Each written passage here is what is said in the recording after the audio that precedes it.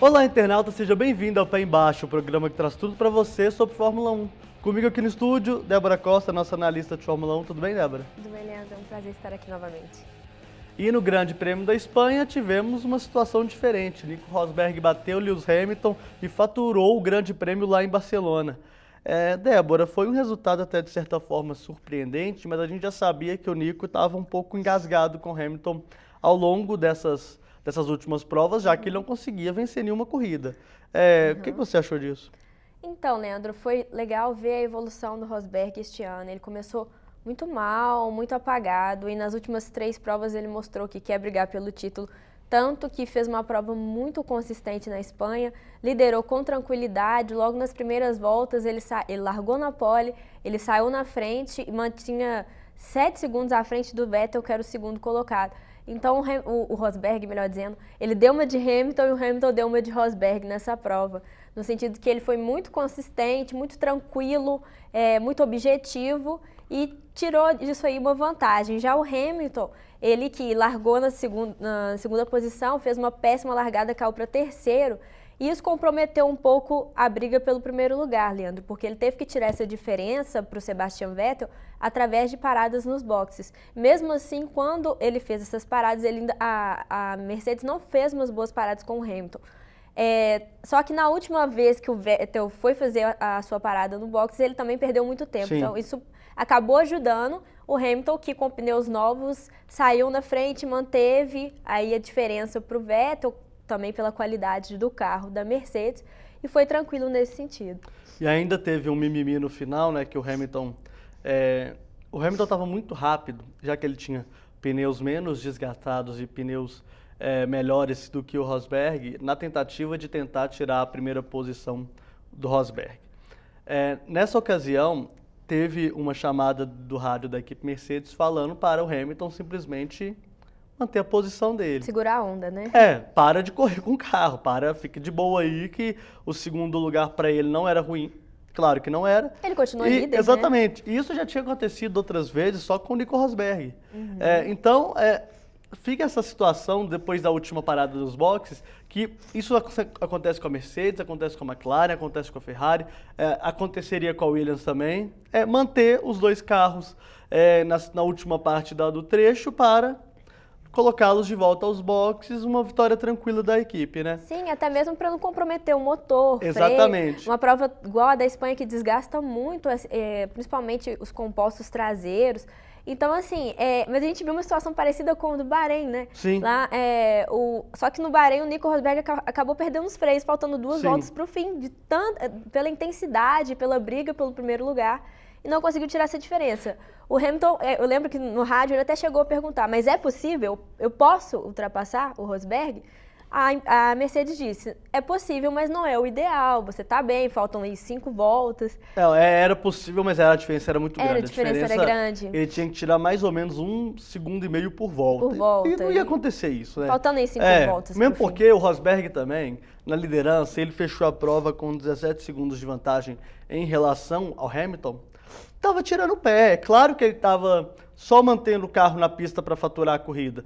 Se ele tivesse uma situação em que o Hamilton tivesse muito na cola dele, ele também ia colocar o pé no acelerador. Não ia ser essa coisa fácil. E tem outro detalhe, né? Uma coisa é você chegar, outra coisa é você passar também, né? Exatamente.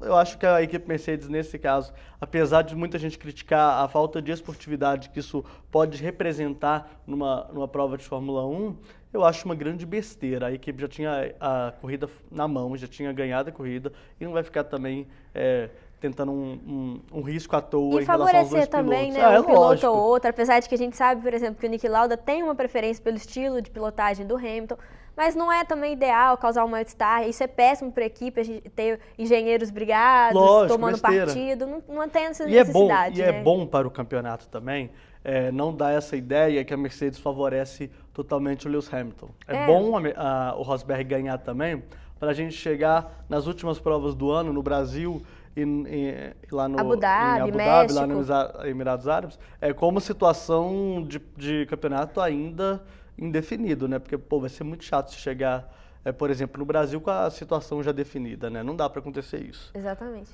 E temos também a briga interna na Williams, né, Débora, entre Valtteri Bottas e Felipe Massa. O Felipe Massa foi horroroso na sua performance de classificatório no sábado, e acabou vendo o Valtteri Bottas largar lá na frente, enquanto ele só largou na 9ª posição. E você largar em nono, mesmo como Williams, você perde muito tempo, você não vai conseguir passar a galera também com tanta facilidade assim, né? A gente não entende muito bem essa estratégia do Felipe Massa junto com o Williams de dar apenas uma volta no qualificatório, sabendo que ainda é uma volta ruim, sabendo que não ia dar para chegar. O máximo ia ficar ali 7º, 8º e 9º. Acaba, Leandro, que um carro do potencial da Williams largando em 9º vira uma prova de recuperação, o que não é ideal. A gente quer ver a Williams brigando lá na frente. É bom deixar claro também para os internautas que a gente parece que está sempre criticando a Williams. Não é isso, a Williams ela tem um mega potencial, ela é a terceira força da Fórmula 1 com um orçamento, igual a gente estava discutindo um pouco antes, muito similar ao da Ferrari e da Mercedes. Então a gente quer ver a Williams lá na frente mesmo, brigando de frente, pelo menos tentar derrubar a Ferrari. E isso o Valtteri Bottas tem conseguido, pelo menos nas últimas 2 provas, ele segurou muito bem. Segurou bem o Vettel no GP do Bahrein, mas o Vettel não foi bem também, é bom ressaltar isso, e segurou muito bem o Kimi Raikkonen agora no GP da Espanha. O Felipe Massa não fez uma prova ruim, pelo contrário, já na largada ele saltou, tentou ali ficar perto do Valtteri Bottas, mas acabou perdendo posições, mas se manteve na 6ª posição, tranquilamente, mesmo fazendo as 3 paradas, foi tranquilo, mas a gente quer ver ainda mais, um pouco mais, que a gente quer ver uma briga melhor com a Ferrari. É esse o grande questionamento com a Williams. A gente já percebeu que com as mudanças que foram feitas, apesar de bem discretas no carro, o desempenho com relação aos pneus já deu uma melhorada, não sentiu tanto o desgaste, uma prova de um asfalto tão abrasivo, igual no GP da Espanha, como sentiu, por exemplo, na Malásia.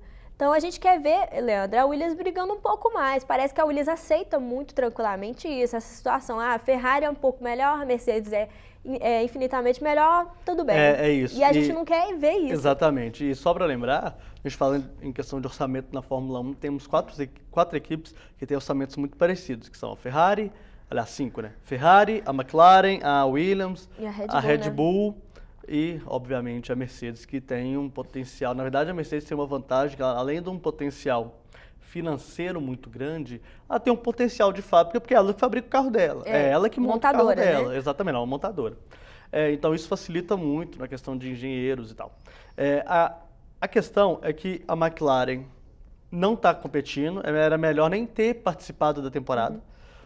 Você vê a Red Bull batendo cabeça com relação ao regulamento ainda, parece que a Mercedes, aliás, a Red Bull não entendeu que o campeonato já começou, já era para ter melhorado esse carro há muito tempo, já teve tempo para isso, já temos quase 5 meses de trabalho e nada da Red Bull evoluir.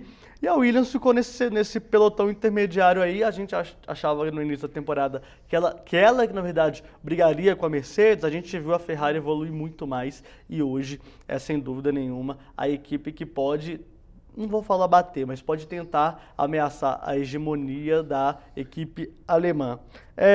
E falando um pouquinho do outro brasileiro, o Felipe Nasser. O Felipe Nasser na 12ª posição com a sua Sauber. A gente achava que a Sauber poderia dar, tá? Mentira, não pode. Não. É um carro muito ruim, é um carro que tem problemas de temperatura sério. O motor esquenta demais, o carro esquenta demais. Os compostos estouram muito rápido, né? Parece que evapora, o negócio destrói mesmo. O Nasser fez uma prova regular, né, Leandro? Ele fez uma prova que ele pode fazer com o carro que ele tem, com as condições de trabalho que ele tem. A Sauber tem um orçamento muito pequeno, muito apertado, então nem prometeu grandes mudanças para essa nova fase da Fórmula 1, essa fase europeia. Ela não tem condição financeira para fazer isso. Então a gente percebeu no Grande Prêmio da Espanha que provas como a da Espanha, da Malásia, que tem esse asfalto muito abrasivo, que desgasta rápido os pneus, a Sauber sofre e muito. O Felipe Nasser fez o que pôde, assim como o Ericsson, não tem como brigar com um carro desse. É só se nevar. Agora, o objetivo dele é voltar a pontuar, que é um objetivo bacana, só que ainda tem equipes que estão na frente, como Lotus, Toro Rosso, que são equipes que mais ou menos brigam ali entre si, mas elas ainda estão E um pouco melhor que a Sauber. E eu te falo que não tem a sorte da McLaren estar lá atrás. Exatamente, né? porque o Porque interessante... esse carro não era nem para brigar a pontuação. Exatamente. O legal é que, falando, a McLaren teve um fim de semana péssimo, como já é esperado, né? Acho que esse ano vai ser difícil falar que a McLaren não teve um fim de semana tranquilo, mas o Fernando Alonso, Leandro, mesmo com um carro ruim, com muitos problemas, chegou a ficar em sétimo no momento da prova. A qualidade do Fernando Alonso também. Agora é muito estranho a viseira dele entrar dentro do fluxo do duto de ar e causar problemas no freio. É um absurdo isso. Foi um absurdo, assim. Isso é um azar, mas também é uma situação isso é um absurdo. que não pode acontecer. E ele teve que abandonar na 26ª volta. Já o Button disse que o carro estava totalmente desequilibrado, que ele chegou a passar momentos de tensão com as rajadas de vento. Realmente ele ficou preocupado. Parece que o carro pega um pouco de lado e vai puxando sempre Ele achou de que o carro ia sair o tempo inteiro. Ele não sempre tinha... pega de traseira. A pressão aerodinâmica não estava Por causa de funcionando. vento. Não Exatamente. dá para entender. O carro de Fórmula 1 tendo... É claro que o vento interfere, mas não a ponto de tirar um carro da Você vê o desequilíbrio do carro, não é só o motor Honda que é problemático. E aí a gente vai lá atrás, na pré-temporada, foi em Jerez ou foi em Jerez em que ou foi em Barcelona? Em Barcelona, que o Fernando bateu. Que o nosso glorioso Fernando Alonso quase teve um problema mais sério. Né? Exatamente. Mas a McLaren acusa o vento. Muita gente falou que era... instabilidade do próprio carro, do motor. Enfim. E só para comentar da Red Bull, Leandro, a Red Bull ela tem que encarar que o carro dela é inferior. É claro que o problema do motor Renault está influenciando diretamente, sim. Influenciando bastante. E ela já vem até com aquele mimimi dela, né? Que a Red Bull tem esse problema. Ela não vai bem no campeonato, então ela não aceita. E só diz que vai ficar ano que vem, parece, se fizer um acordo com a Audi, ter os motores Audi. A gente espera que a Red Bull volte mesmo a competir, é bom para o campeonato, mas ela também tem que aceitar perder, né? Lógico. Tem equipes superiores que tem um pacote superior, não só aerodinâmico, e é muito fácil também você estar numa competição só porque você ganha. Exatamente. Ela ganhou 4 anos seguidos com fácil. Mudança de regulamento que a favoreceu. Exatamente. Agora ela tem que aceitar. 4 anos seguidos. Não é pouca coisa isso não, gente. É muita coisa. É muita coisa. Então é isso, né, Débora? Acho que a gente já falou tudo. O próximo Grande Prêmio acontece em Mônaco no próximo dia 24. É o circuito mais tradicional da temporada. A gente espera que os carros tenham algumas melhoras, principalmente a Williams, que tem um potencial esportivo maior do que as outras. E que o Felipe Massa vá bem, né? Porque também não dá para ficar falando que o Felipe Massa larga mal, que o Felipe Massa o carro não acende, o carro não liga. Então não dá para ficar também largando lá atrás o tempo todo. Não é isso, Débora? É isso. E legal de Mônaco, Leandro, que ano passado o Hamilton vinha muito bem no campeonato, tranquilo, e foi desestabilizado justamente nessa prova pelo Rosberg. Então a gente pode ter uma repetição desse cenário ou uma inversão aí. Quem sabe o Hamilton aí ganhando com tranquilidade, tirando o Rosberg de cena. Vai ser uma briga boa entre os dois. É isso aí. Então, obrigado, Débora, pela sua participação aqui mais uma vez. Eu que agradeço. Até a próxima. Então é isso, internauta. Fiquem com Deus e até a próxima.